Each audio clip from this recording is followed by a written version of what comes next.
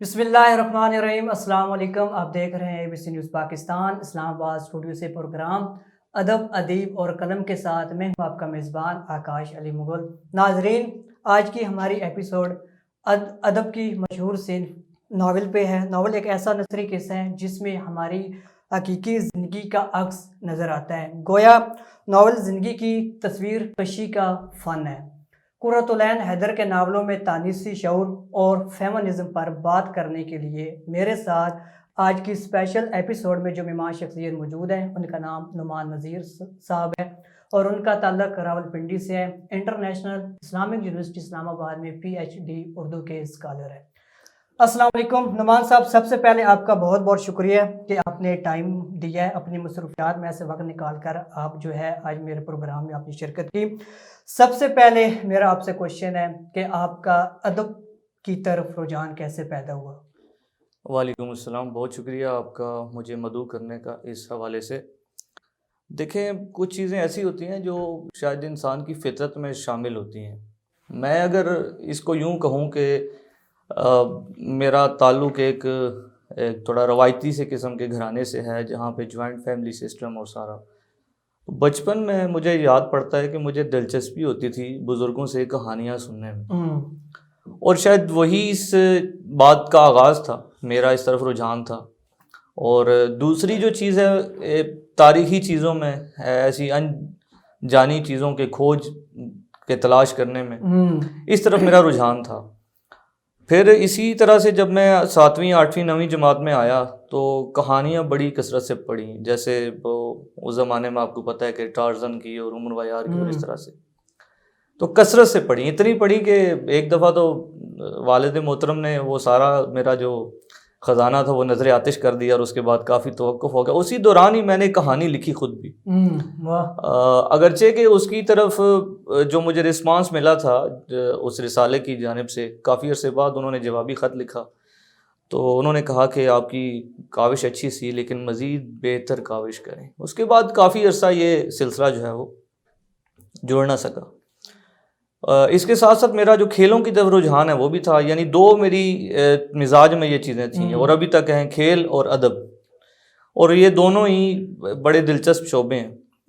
پھر اسی طرح سے میں فزیکل ایجوکیشن میں ہی وہ اپنی ساری تعلیم حاصل کر رہا تھا، اچانک ہی آپ سمجھیں کہ اس کو میں مختصراً کہوں کہ MA اردو میں آ گیا۔ اچھا، اردو میں آیا تو پہلے تو شروع میں کچھ عرصہ یوں معلوم ہوا کہ میں شاید اس معاملے کو آگے نہیں بڑھا سکوں گا، لیکن 1-2 سیمسٹر گزرنے کے بعد پھر شاید وہ جو ایک گیپ آیا تھا، جو خلا آیا تھا، کیونکہ مزاج میرا وہی تھا، اور پھر میں اس میں ڈھل گیا۔ پھر اسی دوران ہی میں نے اس کو آگے جاری ساری کیا۔ 2015 میں میرا MA اردو سرگودا یونیورسٹی سے مکمل ہوا۔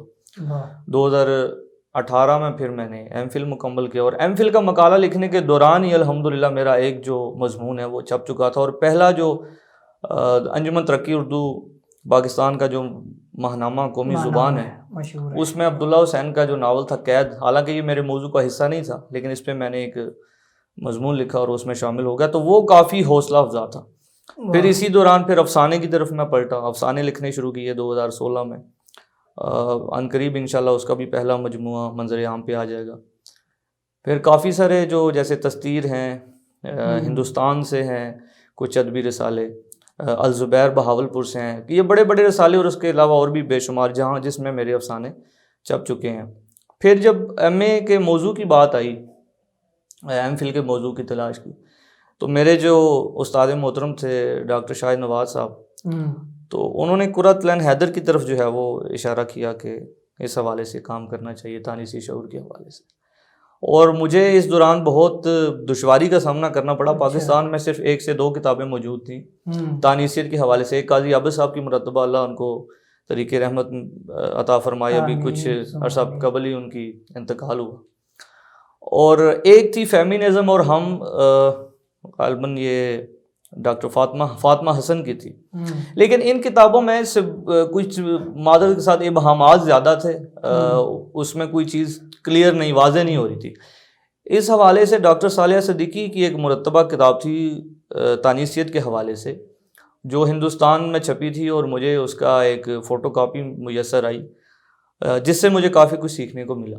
تو اسی حوالے سے میں نے کام کیا الحمدللہ، اور پھر یہ 2021 میں کتابی صورت میں یہ منظر عام پہ آئی، اور ابھی عنقریب یہ لکھنؤ سے، ہندوستان سے اس کا ایڈیشن جو ہے وہ بھی شائع ہونے والا ہے۔ تو وہ راجندر سنگھ بیدی کی مجھے بات یاد آتی ہے، وہ کہتا ہے کہ افسانہ ایک ایسی مزاج ہے کہانی کا، جب آپ اس میں گند جاتے ہیں نا تو پھر آپ کو چلتے پھرتے اٹھتے بیٹھتے کہانیاں نظر آتی ہیں، پھر آپ کو کہانی ڈھونڈنی نہیں پڑتی، وہ آپ کو مل جاتی ہے۔ اور ادب تو چیز ہی، نام ہی اس چیز کا ہے کہ رائٹر کا کمال ہے کہ وہ کیسے اس چیز کے داخل میں جھانکے، اور یہ خدا تعالیٰ کی دین ہوتی ہے۔ میں کہوں کہ آمد زیادہ اس میں ضروری ہے، آورد کا اتنا وہ نہیں ہوتا۔ تو کہانی وہی ہے کہ جو آپ کے دل سے نکلے، جو آپ کے ذہن میں اللہ تعالیٰ وہ ڈال دے، اور آپ اس کو اپنے اس اسلوب کے ذریعے سے بیانیہ اس کو دے کے تو آپ ادب کے کالم میں اس کو ڈھال لیتے ہیں۔ تو یہ سلسلہ جی اسی طرح سے جاری و ساری الحمدللہ۔ خطہ کلامی معذرت نعمان صاحب، قرۃ العین حیدر اس تاریخ اور تہذیب کی تخلیق کار تھی، عہد حاضر میں ہم جس سے محروم ہوتے جا رہے ہیں۔ قرۃ العین حیدر کے بارے میں کہا جاتا ہے کہ دنیائے ادب میں 10 بڑے جو مشہور ناول ہیں ان میں آگ کا دریا جو ہے اس کو بھی اہم تصور کیا جاتا ہے۔ اس حوالے سے بتائیے گا، ہمارے BS اردو کے اسکالرز اور MA اردو کے اسکالرز وہ شکوہ کرتے نظر آتے ہیں کہ یہ مشکل ناول ہے، اس بارے میں بتائیے گا کہ آپ کا چونکہ قرۃ العین حیدر کے ناولوں میں تانیثی شعور پر آپ کا مقالہ بھی ہے، تو بتائیے گا کہ کس حد تک وہ ناول مشکل ہے اور کون سی اس میں تکنیک استعمال کی گئی ہے۔ دیکھیں اس میں میں اگر میری ذاتی رائے ہے، اس میں لوگوں کو اختلاف بھی ہو سکتا ہے۔ سب سے پہلے تو بحیثیت طالب علم اگر ہم اس کو دیکھیں تو ہمارے ہاں جو ایک مزاج بن چکا ہے، تعلیمی مزاج، وہ یہ ہے کہ ہمیں کم سے کم دقت اٹھانی پڑے، کم سے کم ہمیں اس میں کھوج لگانی پڑے، اس میں محنت کرنی پڑے۔ اور خاصا ضخیم ناول ہے آگ کا دریا، تو اس میں نوجوانوں کی کوشش یہ ہوتی ہے کہ اس میں کوئی ریویو ان کو مل جائے، کوئی نوٹس مل جائے، تاکہ وہ پیپر کی جو اس کا وہ تقاضا ہے پرچے کا، وہ اس میں مکمل کر لیا جائے۔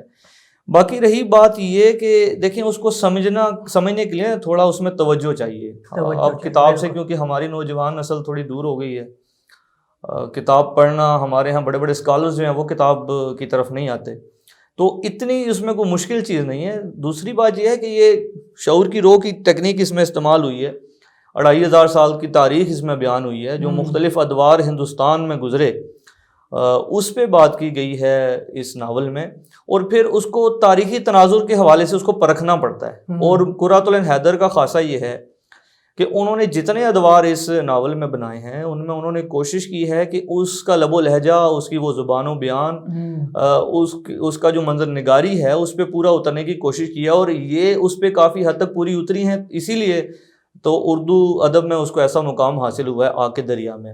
دیکھیں چمپک سے لے کے چمپاتی، اور پھر چمپا جو طوائف تھی، اور چمپا احمد تک کا جو کردار ہے، یہ جو کردار اس نے تخلیق کیا، دیکھیں نام میں بھی تسلسلی نظر آتا ہے، تھوڑا بہت فرق ضرور ہے جو وقت کے حالات کے ساتھ ساتھ ہوا، اور پھر مختلف جو تہذیبوں کا ملاپ ہوا ہماری اس برِ صغیر کی تاریخ میں۔ وہاں پہ ہندوازم تو پہلے سے موجود تھا، پھر جو مسلمانوں کی تہذیب آئی، پھر انگریزوں کا جو اس میں آیا، یہ تہذیبوں کے جو ملاپ تھے یہ بڑے ایک نازک دور تھے۔ اس کے باوجود ہندوستانی عورت نے اپنے تشخص کو برقرار رکھا، اور چمپاوتی سے لے کے چمپا احمد تک وہ جو رکھو، وہ جو ادب ہے، وہ لحاظ ہے، وہ ساری جو چیزیں ہیں اس عورت کے روپ میں دکھائی گئی ہیں قرۃ العین حیدر کے ناول میں۔ اور کیونکہ ایک جو وجہ آپ نے پوچھی اس میں یہ بھی کہوں گا کہ کیونکہ ہمارے آج کل کے جو لکھنے والے ہیں عموماً، جیسے اقبال فرماتے ہیں کہ اردو شاعری کو مشاعروں نے زیادہ وہ خراب کیا ہے، کیونکہ مشاعروں کے مزاج نے اس لیے خراب کیا کہ جیسی عوام چاہتی ہے ویسے ہی عوام جو لوگ ہیں وہ لکھنا شروع کر دیتے ہیں۔ تو ادب میں بھی یہی ہے کہ وہ ایک ماسٹر پیس ہے، اور آج کل کے جو ناول پڑھتے ہیں تو وہ نوجوان اس سے اس کا موازنہ کرنے کی کوشش کرتے ہیں۔ دیکھیں اس میں تاریخی حوالے سے مختلف سماجی ثقافتی جو چیزیں ہیں وہ اس میں شامل ہیں، خاصا ضخیم ناول ہے، اور اس میں پرتیں کھلتی جاتی ہیں، یعنی کہ ایک واقعے کے بعد دوسرا، دوسرے کے بعد دوسرا۔ پہلے دیکھیں وہاں وہ جو شنکر تھا غالباً، وہ جو پہلا کردار ہے، تو وہ ندی میں ڈوبتا ہے، اور وہیں سے کمال الدین منصور کا وہ عہد شروع ہو جاتا ہے، یعنی کہ پہلی تہذیب کا اس ندی میں اس کردار کا ڈوبنا، وہ علامت تھی کہ یہاں پہ یہ تہذیب ختم ہوگی اور دوسری تہذیب کا جو ہے وہاں پہ آغاز ہو گیا ہے. پھر اسی طرح سے پھر انگریزوں کے عہد میں، اور پھر جو اصل میں نے اس میں اپنے اس مقالے میں، اس کتاب میں جو کھوج لگائی ہے کہ ساتھ ساتھ جو تاریخی تناظر ہے وہ تو ہے ہی ہے، لیکن عورت کا بحیثیت جو کردار ہے وہ کہاں پہ اسٹینڈ کر رہا ہے، وہ کہاں پہ کھڑا ہے. تو اس کو بڑے خوبصورت طریقے سے قرۃ العین حیدر نے اپنے اس مقالے میں سمویا ہے. اچھا نعمان صاحب، جو میرا سیکنڈ آپ سے کوشچن ہے وہ یہ کہ قرۃ العین حیدر کے ہاں میں، اس کے ناولوں میں کس طبقے کی جو ہے عورت نظر آتی ہے؟ دیکھیں قرۃ العین حیدر کے بارے میں یہ بھی تصور قائم کیا جاتا ہے کہ یہ کیونکہ ایک امیر گھرانے سے تعلق رکھتی ہیں، تو ان کے جو ان کی تحریریں ہیں ان میں ایک امیر طبقے کی عورت جو ہے اس کا ہی تصور دکھائی دیتا ہے. تو میرا نہیں خیال کہ ایسا ہے. ہاں مجموعی طور پہ اور بعض اوقات غیر ارادی طور پہ کسی مصنف کی وہ شامل ہو سکتا ہے تحریروں میں، کیونکہ اس میں اگر ہم دیکھیں تو ایک بات تو یہ بھی ہے کہ جس طبقے سے آپ کا تعلق ہے آپ اس کو بہتر طریقے سے وہ سمجھتے ہیں. لیکن ادیب کا مقصد یہ نہیں ہے کہ صرف وہ جس طبقے سے اس کا تعلق ہے وہ اسی کو دیکھے. ادیب میں اور ایک عام آدمی میں فرق کیا ہے کہ ادیب اس کے صرف ظاہر کو نہیں دیکھتا بلکہ اس کے باطن میں، اس کے داخل میں جھانک کے دیکھتا ہے کہ اس کے داخلی معاملات کیا ہیں. تو ایسا نہیں ہے. آپ دیکھیں جو، اور قرۃ العین حیدر کا اگر ہم آگ کے دریا کی بات کریں تو اس میں کسی ایک طبقے کی عورت کی نمائندگی ہمیں نہیں ملتی. ٹھیک ہے، وہاں پہ ایک طوائف کی نمائندگی بھی آپ کو ملتی ہے، ایک برہمن جو عورت ہے اس کی جذبات کی بھی نمائندگی ملتی ہے.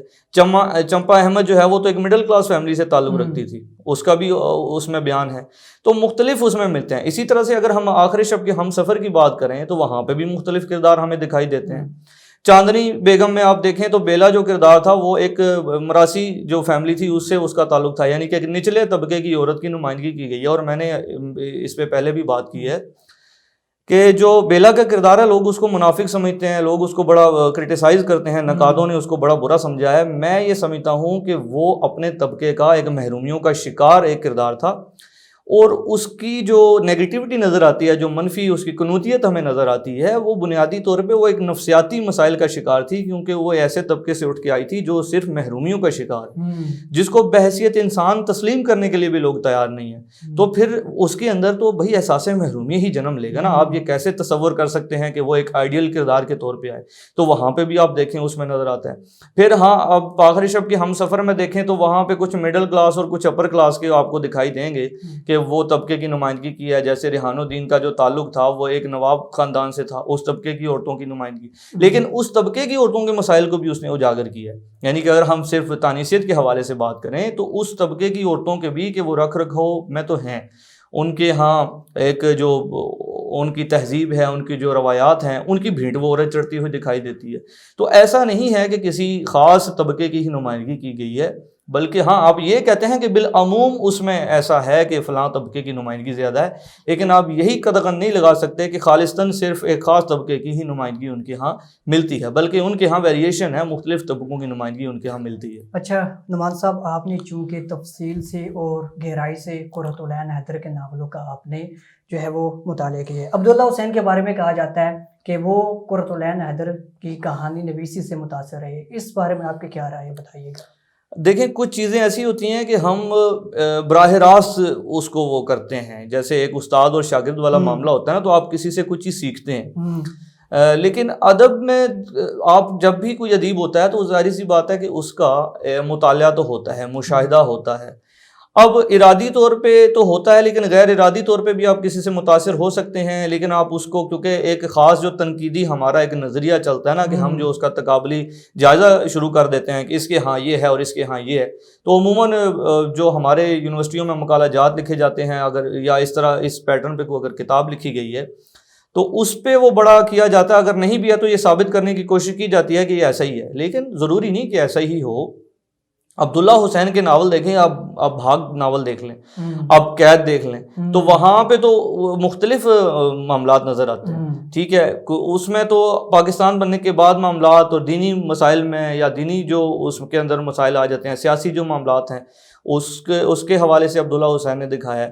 تو یہ ارادی غیر ارادی طور پہ ہو سکتا ہے، لیکن آپ یہ نہیں کہہ سکتے کہ اس کو اس نے کاپی کیا ہے یا اس کے مطابق وہ چلا ہے. جیسے ایک دبستان کے مختلف شاعر رہنے والے ہیں، ایک دبستان سے تعلق رکھنے والے، تو وہ ہو سکتا ہے کہ بہت سارے موضوعات ان کے یکساں ہوں، ٹھیک ہے، ہو سکتا ہے، لیکن اس میں ضروری نہیں کہ ایسا ہی ہو. اپنا بھی انفرادیت تو ظاہر سی بات ہے کہ ہر جو تخلیقار ہے اس کی اپنی ہوتی ہے. اچھا نعمان صاحب، بہت اہم ایک سوال آپ سے ہے کہ شاہی سماج اور موجودہ دور میں عورت کی حیثیت کیا ہے؟ کیونکہ آپ نے اس ناول میں آپ نے وہ چیزیں بیان کی ہے، اپنا جو تھیسس ہے مقالہ ہے اس میں یہ چیزیں آپ نے بیان کی ہے، اس حوالے سے بتائیے گا. دیکھیں، عورت کا جو تصور ہے شاہی سماج سے لے کے اگر ہم آج تک اس کا موازنہ کریں تو بہت ساری چیزیں تو ظاہر سی بات ہے کہ تبدیل ہو گئی ہیں. ڈیموکریٹک سسٹم میں آپ کو آزادی اظہار رائے ہوتا ہے، اور ڈکٹیٹرشپ میں یا بادشاہت کا نظام جو ہے وہاں پہ ایسا نہیں ہوتا. بادشاہت کے نظام میں ہم موازنہ کریں، آج کا یہ جدید انسان یہ کہتا ہے، اس کا تقابل کرتا ہے کہ وہاں تو محلوں کے اندر جو کنیزیں ہوتی تھی سینکڑوں کی تعداد میں، یا 20 یا 30 تھی، اور جو بادشاہ کو پسند آتی تھی وہ اپنے حرم سرائے میں اس کو بٹھا دیتا تھا یا اس کا استحصال کیا جاتا تھا. تو کیا میں ایک اس میں بات شامل کرتا ہوں، تو کیا آج کی جو عورت ہے کیا وہ 100% اپنے معاملات میں آزاد ہے؟ تو یقیناً ایسا نہیں ہے. ٹھیک ہے، عورت کا جو استحصال ہے وہ تو ہر معاشرے میں رہا ہے، آج جدید معاشرے میں بھی ہوتا ہے. اور جس معاشرے کو آپ آئیڈیالائز کرتے ہیں، جس معاشرے کو آپ بڑی تقلید کرتے ہیں اہل مغرب میں، وہاں تو عورت کا سب سے زیادہ استحصال ہو رہا ہے. آج تک یہ چیز، اس کو اتنا زیادہ وہ ابہامات سے بھر دیا گیا ہے، اتنی زیادہ اس میں کمپلیکیشنز آ گئی ہیں، اتنی زیادہ اس میں کنفیوژن کریٹ کر دی گئی ہے کہ جو تانیثیت ہے یا عورت کا جو تصور ہے اس کو بالکل ایک ملغوبہ بنا کے رکھ دیا گیا ہے. تو یہ آپ کہہ سکتے ہیں کہ کسی طور پہ عورت آج آزاد ہوئی ہے، لیکن عورت کے جو مسائل ہیں وہ بڑے ہیں، وہ کم نہیں ہوئے. کیا آج کا جو مرد ہے وہ عورت کو ہراساں نہیں کرتا؟ آج بھی کرتا ہے. کیا آج عورت کو اس طرح کے مسائل کا سامنا نہیں ہے؟ راہ چلتے ہوئے اس کو مسائل کا سامنا نہیں کرنا پڑتا؟ کیا دفتروں میں کام کرتے ہوئے اس کو ان مسائل کا سامنا نہیں کرنا پڑتا؟ آج بھی کرنا پڑتا ہے. ہاں، اس کی حیت تبدیل ہو سکتی ہے کہ پہلے جو بادشاہ کا وزیر ہے وہ بھی ہو سکتا ہے کہ کسی عورت کا استحصال کر دے تو اس سے کوئی پوچھنے والا نہیں ہے. تو آج جدید جو جمہوری نظام ہے اس میں بھی تو ایسا ہو سکتا ہے. یعنی طاقت کے بلبوتے پہ آپ اس کا استحصال کر رہے ہیں آج بھی. تو حیت تھوڑی سی تبدیل ضرور ہوئی ہے، لیکن میری ذاتی رائے میں ایسا نہیں ہے کہ آج عورت بالکل ہی آزاد ہے اور وہ سارا کچھ اس کو بالکل ایک آئیڈیل سچویشن ہے. مسائل اب بھی موجود ہیں. اچھا، میرا جو اہم جو آپ سے کوشچن یہ تھا کہ شاہی سماج اور موجودہ دور میں جو عورت کی حیثیت ہے وہ کیا ہے؟ چلو یہ تو ہمیں سمجھ آ گئی کہ عورت کا جو استحصال وہ آج بھی اسی طرح ہو رہا ہے جیسے شاہی زمانے سے ہو رہا ہے. تو ناظرین، ابھی وقت ہوا بریک کا، ہمارے ساتھ رہیے گا.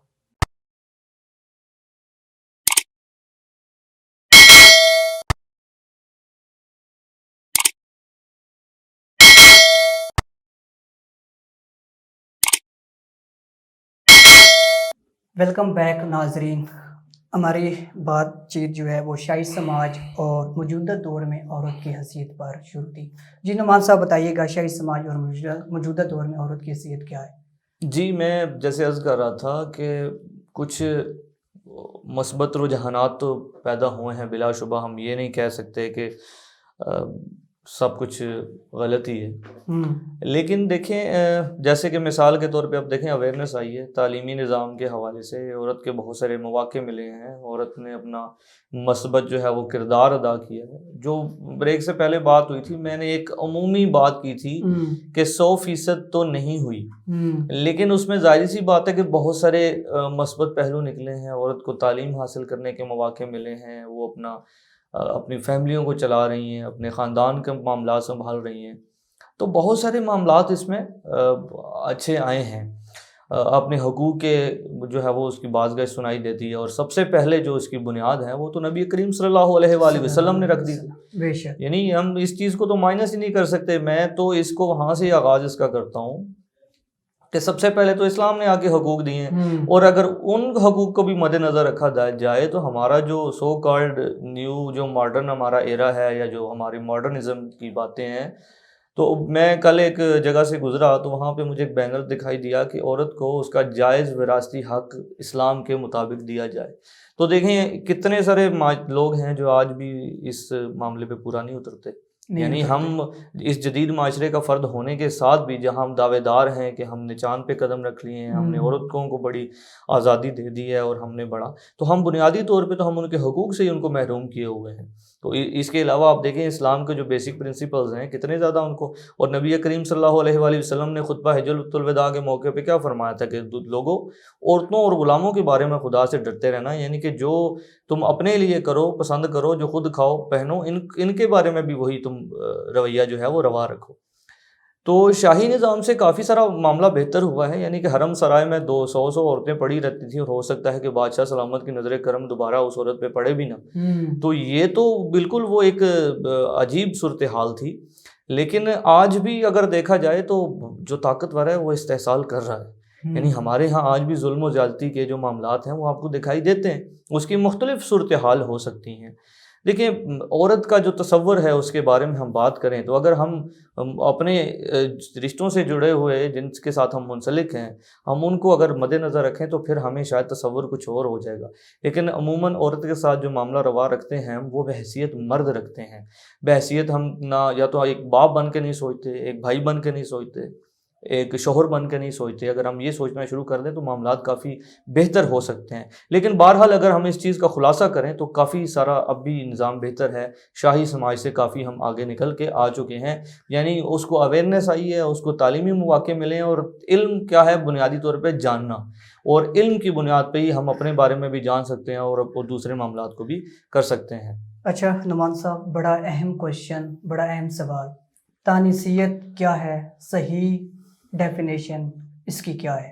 تانیثیت دیکھیں مغرب سے آنے والی ایک تحریک ہے جس کا منشور یہ رکھا گیا تھا کہ عورتوں کے بارے میں جو ہے وہ اس کے حقوق یا اس کی جو نمائندگی ہے وہ کرنا، لیکن اس کے اندر اس کی ضمنی شاخیں اتنی بن گئیں، اتنے زیادہ اس میں ابہامات پیدا ہو گئے کہ وہ ایک بہت کنفیوژن کریٹ ہو گئی ہے۔ اب جیسے ہمارے ہاں کچھ تحریکیں چل پڑی ہیں، ہمارے مغرب کی تقلید میں ہم نے بھی ایسے سلسلے شروع کر لیے ہیں، میرا اشارہ جلسے جلوسوں کی طرف، اور دوسرے اس سے کیا ہوا ہے کہ ایک عام آدمی کے ذہن میں سوائے الجھنوں کے اور کچھ بھی نہیں ہے، وہ یہ جاننا چاہتا ہے کہ تانیثیت کیا ہے، تانیثیت ہے کیا، کس بلا کا نام ہے، اور ایک تصور اس کے سامنے یہ رکھ دیا گیا ہے کہ یہ شاید باغیانہ کوئی تحریک ہے۔ مغرب کے اندر ایسی تحریکیں واقعی وجود میں آئی ہیں کہ جنہوں نے بالکل مرد کا رد کر دیا ہے۔ دیکھیں سمجھنے کی بات یہ ہے کہ اس کائنات کی جو ابتدا ہے وہ حضرت آدم اور حوا سے ہوئی، اور اسی سے انسانی نسل کا ارتقاء ہوا۔ ہم نہ تو عورت کے تصور کو ہم بالکل مٹا سکتے ہیں، نہ ہی ہم مرد کے تصور کو مٹا سکتے ہیں۔ یہ سوچ رکھنا کہ مرد ہی دشمن ہے، سارے مسائل کا جو جڑ ہے وہی مرد ہے، یہ بھی ایک کیا کہتے ہیں کہ انتہا پسندانہ یہ رویہ ہے۔ اور دوسری طرف اگر یہ مرد سوچنا شروع کر دے گا کہ یہ ایک مظلوم طبقہ ہے، یہ تصور قائم کر لیا جائے، اور اکثر معاشروں میں ہے، تو تب بھی یہ معاملہ صحیح نہیں ہو سکتا۔ دونوں نے ہی مل کے اپنے حدود میں رہ کے اس کو کرنا، اس جو ارتقاء ہے اس کے سلسلے کو آگے بڑھانا ہے۔ تانیثیت بنیادی طور پہ اس چیز کا نام ہے کہ عورت کی نمائندگی کی جائے۔ اگر ہم لٹریچر کی، ادب کی بات کریں تو عورت کی نمائندگی کیا ہے، یعنی ایک مرد جس نظر سے دنیا کو دیکھ رہا ہے، دنیا کو پرکھ رہا ہے، جن معاملات کو بیان کر رہا ہے، کیا جب عورت لکھاری لکھتی ہے تو وہ بھی اسی سوچ کے تحت لکھتی ہے یا اس کی کوئی اپنی سوچ بھی ہوتی ہے؟ یعنی ہمارے ہاں کچھ جرنل جو ہے وہ ایک ٹاپکس ہوتے ہیں، جو موضوعات ہوتے ہیں جن کا احاطہ کیا جاتا ہے، اور اس میں یہ شامل کیا جاتا ہے، اس کو سارے اس کے مطابق لکھ رہے ہوتے ہیں، یعنی مرد بھی اسی کے مطابق لکھ رہا ہے، عورت کے بھی معاملات لکھ رہے ہیں۔ اب دیکھیں دونوں یہ صنفیں الگ ہیں، دونوں الگ ان کے معاملات ہیں، کچھ مسائل ہیں، کچھ وسائل ہیں، بہت ساری چیزیں ہیں جو یہ اس کے ہاں ہیں اور بہت ساری چیزیں ہیں جو اس کے ہاں ہیں۔ تو اس حوالے سے عورت کا جو تانیثی شعور کے حوالے سے ادب میں یہ کام ہے کہ عورت کی نمائندگی کیسے ہوئی ہے، پھر عورت اگر تخلیق کار ہے تو اس نے عورت کے تصور کو کیسے پیش کیا ہے، کیا اس نے اپنی آزاد خیالی یعنی ذہنی طور پہ آزاد ہو کے عورت کے تصور کو پیش کیا ہے، یا اس نے اسی تصور کو کاپی پیسٹ کیا ہے کہ جو مرد نے پہلے سے ہی اس میں قائم کر رکھا ہے۔ جیسے مثال کے طور پہ آپ دیکھیں ایک تصور ہوتا ہے جی کہ عورت جو ہے وہ ایک کمزور طبقہ ہے یا ایک نازک معاملہ ہے، یہ تصور کس کا قائم کردہ ہے؟ یہ مرد کا قائم کردہ ہے۔ کیا اس جمود کو توڑنے کی اہلیت رکھتی ہے عورت یا اس کی تقلید ہی کرتی ہے؟ پھر دوسرا اس میں ایک یہ آ جاتا ہے جو ری ایکشن اس کا کس طرح کا ہے، کیا وہ پازیٹیو ہے یا نیگیٹو ہے؟ یہ ایک بڑی اہمیت کی حامل بات ہے۔ کہ عورت کا جو تصور عورت پیش کر رہی ہے یا تو وہ کہیں بالکل ہی باغیانہ قسم کا تو نہیں ہے، اور اس باغیانہ پن کا یہ نتیجہ نکلتا ہے کہ بسا اوقات بجائے اس کے کہ وہ کوئی حقوق کی علم برداری کی بات کرے، اس کے حقوق کی تحفظ کی بات کرے، وہ الٹا اس کے اپنے ذاتی استحصال پہ ہی اس کا اختتام ہوتا ہے۔ اچھا، تو تانیثیت قطع کلامی جی معذرت، 8 مارچ کو خواتین کا عالمی دن منایا جاتا ہے، اور اسی مناسبت سے اس جو ہے 8 مارچ کو خواتین کی طرف سے ایک نعرہ لگایا جاتا ہے فیمنزم والوں کی طرف سے کہ میرا جسم میری مرضی۔ تو اس نعرے کو آپ کس طرح دیکھتے ہیں کہ وہ فیمنزم کی جو تحریک ہے اس پر وہ نعرہ پورا اترتا ہے، یا پھر جو ہے ہمارا مذہب کیا کہتے ہیں اس بارے میں، اس حوالے سے بتائیے گا۔ دیکھیں، میں ایک ادب کا طالب علم ہونے کی حیثیت سے اس حوالے سے بات کرتا ہوں۔ میں نے پہلے عرض کیا کہ عورت کے حقوق کی ابتدا کہاں سے ہوئی۔ ہم اگر اپنے مذہب کے حوالے سے دیکھیں تو وہاں اس وقت اس معاشرتی حیثیت کیا تھی عورت کی، اور آغاز کہاں سے کیا گیا۔ اللہ تعالیٰ نے پروٹیکشن دی ہے اس عورت کو۔ پھر دیکھیں، عورتوں کے حقوق کی بات کرنا، عورتوں کے مسائل کو بیان کرنا، یہ بالکل جائز ہے، اس میں کوئی مسئلہ نہیں ہے، لیکن آپ پہلے یہ طے تو کریں کہ آپ کہنا کیا چاہتے ہیں۔ آپ کے ہاں یہ واضح تو ہونا چاہیے، آپ جس تصور کا پرچار کر رہے ہیں کیا آپ خود واضح ہیں کہ آپ کیا کرنا چاہ رہے ہیں؟ یہ کہہ دینا کہ جی عورت شوہر کو کھانا نہیں بنا کے دینا، یا شوہر کی بات نہیں ماننا، یا باپ بیٹی کو نہیں کہہ سکتا۔ میں اس کی ایک چھوٹی سی مثال دیتا ہوں اپنے ایک ناقص عقل کے مطابق۔ جن معاشروں میں یہ تجربات ہو چکے ہیں وہاں عورت کی حیثیت کیا ہے، اور یہ آپ میرے سے بہتر جانتے ہیں، لوگ بھی بہتر جانتے ہیں کہ وہاں پہ یہ تجربات کر کے ہم نے وہاں پہ عورت کی حیثیت کیا ہے۔ دیکھیں، فار ٹائم بینگ تو وہ ایک چارم نظر آتی ہے کہ وہ اپنی مرضی سے کام کر رہی ہے، زندگی گزار رہی ہے، لیکن اس کا انجام کیا ہے؟ ہمارے معاشروں میں تو 70 سال کی جو عورت ہو جاتی ہے اس کی عزت بڑھ جاتی ہے، یعنی ہم اس کو زیادہ عزت دینا شروع کر دیتے ہیں، اور وہاں جب یہ ڈھلتی عمر تو پھر اس کا کیا مستقبل ہوتا ہے۔ دوسری بات، اگر یہ دیکھیں کہ کیا آج بھی یہ جو لوگ باتیں کر رہے ہیں کیا اس مظلوم طبقے کی باتیں کر رہے ہیں یا ایک مخصوص طبقے کی باتیں کر رہے ہیں؟ آج بھی عورت ایسی ہے جس کو بنیادی حقوق ہی نہیں ملتے، آج بھی عورت ان مسائل کا شکار ہے جس سے اس کی شادی کے بارے میں بھی نہیں پوچھا جاتا، آج بھی عورت ایسی مسائل کا شکار ہے کہ جہاں اس کے جو قریبی رشتے ہیں وہ اس کا جنسی اور جو استحصال وہ کر دیتے ہیں۔ تو کیا ان کی مسائل کی یہ باز گشت کرتی ہیں، یا یہ صرف اپنی، یہ تو ایک مخصوص طبقہ کی آپ نمائندگی کر رہے ہیں نا۔ ہمارے ہاں تو میکسیمم جو آپ کی پاپولیشن ہے وہ رورل ایریاز میں وہ جکڑے ہوئے ہیں مختلف سماجی رسومات اور حدود و قیود میں۔ اس جو معاشرے کی عورت ہے اس کی نمائندگی کون کر رہا ہے؟ کیا آج بھی آزاد ہے اندرون سندھ کی عورت، یا آپ کہہ لیں کہ جو بیک ورڈ کی جو کسی کے علاقے کی جو عورت ہے اس کے اب مسائل کی باز گشت کر رہے ہیں؟ کیا اس کو وراثت میں اس کا حق دلا رہے ہیں؟ کیا اس کے جو جائز حقوق ہیں اس کو دلوا رہے ہیں؟ یہ تو آپ مخصوص طبقے کی نمائندگی کر رہے ہیں اور آپ کو خود بھی نہیں پتا کہ آپ کرنے کیا چاہ رہے ہیں۔ نعمان صاحب، آپ کا بہت بہت شکریہ، آپ نے اپنی مصروفیات میں سے وقت نکالا اور میرے پروگرام میں آپ نے شرکت کی۔ ناظرین، آپ کو آج کا ہمارا پروگرام کیسا لگا؟ فیڈ بیک لازمی دیجیے گا۔ اپنے میزبان آکاش علی مغل کو دیجیے اجازت۔ اللہ حافظ۔